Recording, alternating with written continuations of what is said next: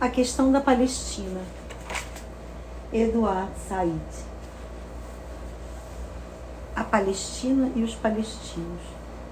Até por volta dos últimos 30 anos do século XIX, tudo que se localizava a leste de uma linha imaginária traçada em algum ponto entre a Grécia e a Turquia era chamado de Oriente. Como uma designação criada na Europa durante muitos séculos, o Oriente representou um modo de pensar peculiar, como na expressão a mentalidade oriental.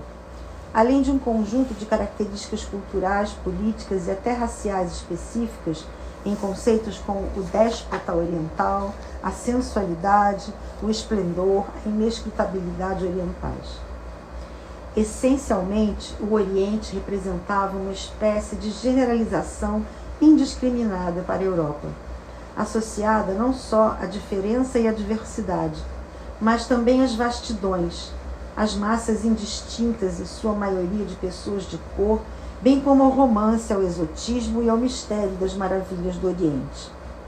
Mas qualquer um que esteja familiarizado com a história política do fim da era vitoriana sabe que a exasperante e, sobretudo, política questão oriental, como ficou conhecida, tendeu a substituir o Oriente como objeto de apreensão.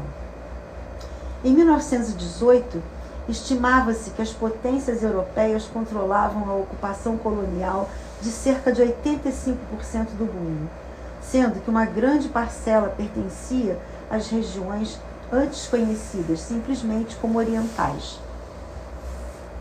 O romantismo do Oriente foi sucedido, então, pelo problema do convívio com o Oriente na disputa, em primeiro lugar, com outras forças europeias presentes por lá, e, em segundo lugar, com os próprios colonos em sua luta pela independência. De lugar afastado, o Oriente tornou-se um lugar de pormenores extraordinariamente urgentes e precisos, um lugar de inúmeras subdivisões. Uma delas, o Oriente Médio, é, até hoje, uma região associada a infinitos problemas, complexidades e conflitos. No centro disso está o que chamarei de a questão da Palestina. Quando nos referimos a um assunto, a um local ou a uma pessoa na locução a questão, queremos dizer com ela uma série de coisas. Por exemplo, alguém conclui uma pesquisa sobre a atualidade dizendo, abre aspas, e agora chegamos à questão X, fecha aspas. O ponto aqui é que X constitui um assunto isolado dos demais, que deve ser tratado à parte. Em segundo lugar, usamos a questão em referência a algum problema de longa data, particularmente difícil de tratar, persistente, a questão dos direitos, a questão oriental, a questão da liberdade de expressão.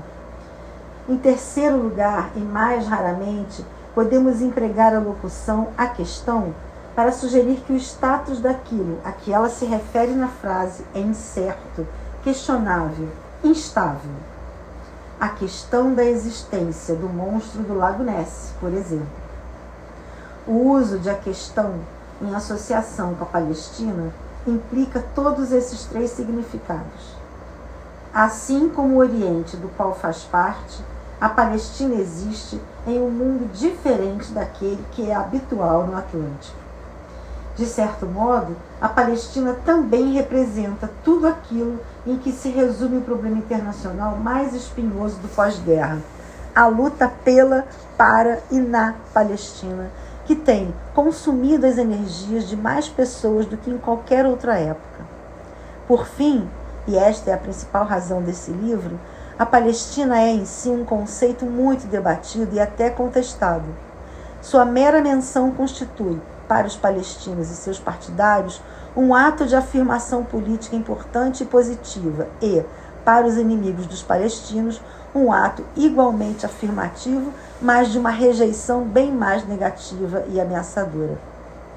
Devemos relembrar aqui que as manifestações de rua nos principais centros cosmopolitas norte-americanos no fim da década de 60 e grande parte da década de 70 foram lideradas por facções que bradavam que, a Palestina existe ou que a Palestina não existe. Na Israel contemporânea, é comum que os palestinos sejam oficialmente tratados como os, abre aspas, assim chamados palestinos, fecha aspas. Uma frase um pouco mais suave do que a declaração cabal de Golda Meir, em 69, de que os palestinos não existiam. A realidade é que, hoje, a Palestina não existe, exceto como uma reminiscência, ou, mais fundamentalmente, como uma ideia, uma experiência política e humana e um ato de persistente vontade popular. O tema deste meu ensaio envolverá todos esses aspectos sobre a Palestina, embora em nenhum momento eu pretenda, para qualquer um que viva ou escreva no Ocidente, que a Palestina não seja uma questão.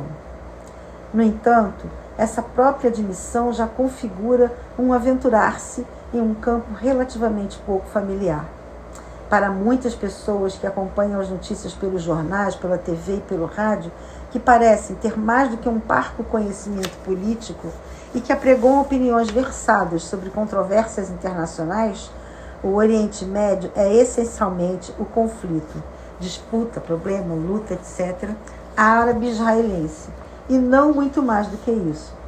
É evidente que há um considerável reducionismo nessa visão, mas o que está de fato errado nela é que, na maioria das vezes, ela literalmente impede os palestinos de ter algo a ver com o atual Oriente Médio, que, desde setembro de 78, parece ser simbolizado apenas por Menachem Begin, Anwar Sadat e Jimmy Carter, fechados em Camp David.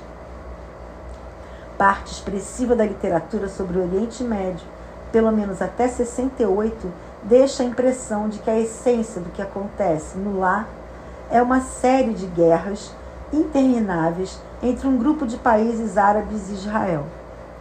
O fato de que tenha existido uma entidade como a Palestina até 1948, ou que a existência de Israel, sua independência, como se diz, resultou da erradicação da Palestina, são verdades indiscutíveis que a maioria das pessoas que acompanham os acontecimentos no Oriente Médio desconhece ou não percebe.